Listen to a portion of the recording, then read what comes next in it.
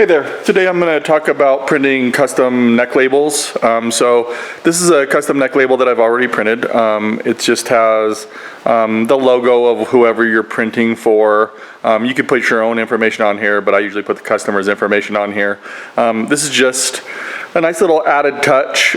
These shirts, these Gildan shirts, have tear-away tags, so you just tear them away. Otherwise, you can cut the tags off, but putting a nice little custom neck tag on a shirt is just a nice little personal touch. I do charge an extra $1 for these to my customers, but most customers really like that. So anyway, this is a custom neck label, and I'll show you how we do this. So when I'm printing out my film positive,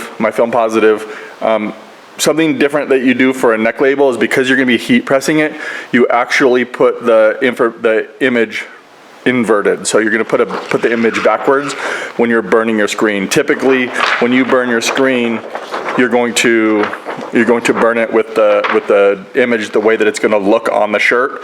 But with a neck label, because you're because you're heat pressing it, you're going to put the reversed image on there. So I've already burned the screen. I have information on burning a screen on other videos on my channel. But so basically, this is when you're looking from the print side, the ink side of your screen. You're seeing this reversed image, like I said earlier. So you want the reversed image so that when you print it, it looks backwards on the paper, so that when you turn it over and heat press it, it will look correct. So I usually use a 110 for this, so that you get quite a bit of ink laid down. You don't want it to be too thin, so you want to get a nice little ink coverage on your paper, but a 110 works really well. Sometimes if I'm using a dark ink, I'll use a 156, but with white I usually use a 110, just to put a nice little coverage down on the paper when I'm printing them.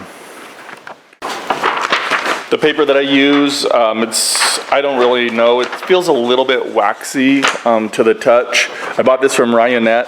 This was, I think it was $50 or $56 for 100. I'll put a link in the description to the video.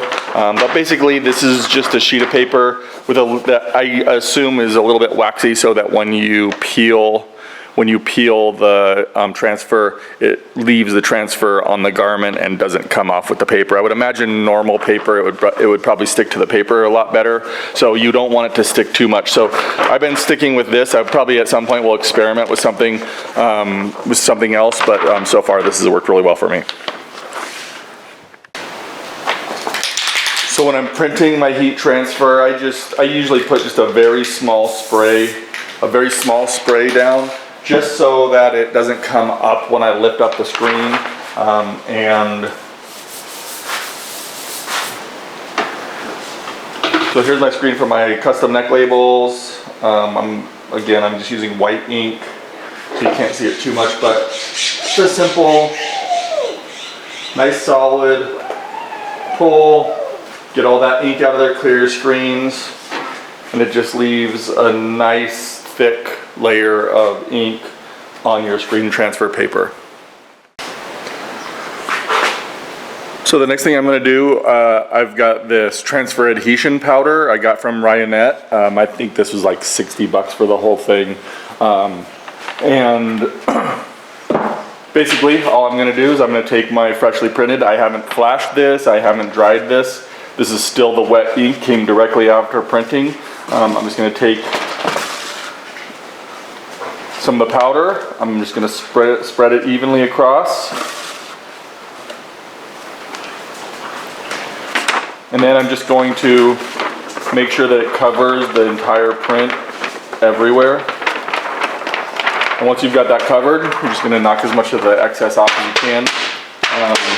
This adhesion powder really seems to go a long ways, so I'm just going to knock all the excess off there, and then I'm just going to go and gel these, and they'll be ready to go.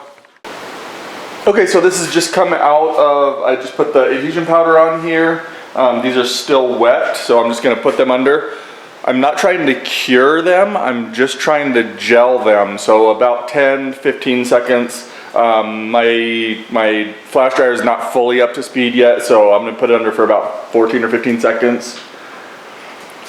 You're just looking for it to be dry to the touch and a little bit sticky, and then you can heat press that onto whatever the garment you're going to put that on.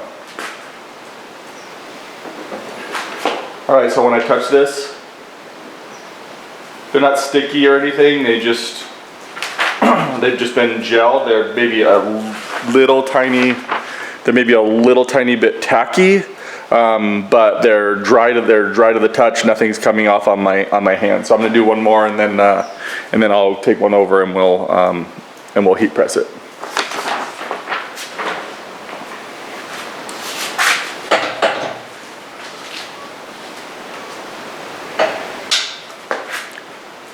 Again, make sure that you print it, then you put the adhesion powder on it, and then you gel it. You don't want to gel it before you put the adhesion powder on there.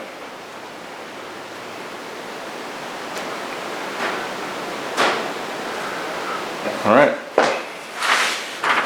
So I'm just going to test this. It's a little tiny bit tacky, but overall it's just a nice print on this paper. Okay, so here's my heat transfers. Basically, I'm just going to cut them out, and I'm going to heat press them onto my garment. I'm just using a test garment today, one that I've already printed on a few times, and just for testing purposes. So my heat press, I don't know if you can see the temperature. It's still warming up. I'm going to do it at. And I always make these little notes on these just to make sure. So after I test one and I'm sure that I'm gonna get 300 degrees for 12 seconds, so that's what I'm gonna go for. And basically, so like I said earlier, we printed these in reverse so that when we put them on there, they'll come out straight. So I'm just gonna print this on the sleeve here.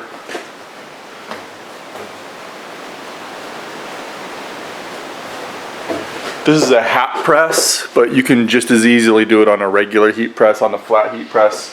It works just the same. So I'm just gonna line this up. I'm gonna make sure I put my Teflon sheet down. And then I have my heat press set on about a medium pressure. If you press it too hot for too long or with too much pressure, you'll see some of the tag on the other side. It'll actually push the ink through the shirt, so you don't want to do that. These are just cheap Gildan shirts. But I have seen sometimes the tag will come through on the other side of the shirt if you press it with too much pressure or if you press it for too long or too hot. So I'm going to be right around, I'm at 283 right now, it's still warming up. So I'm going to go for about 300 degrees. I'm going to put it down for about 12 seconds with medium pressure.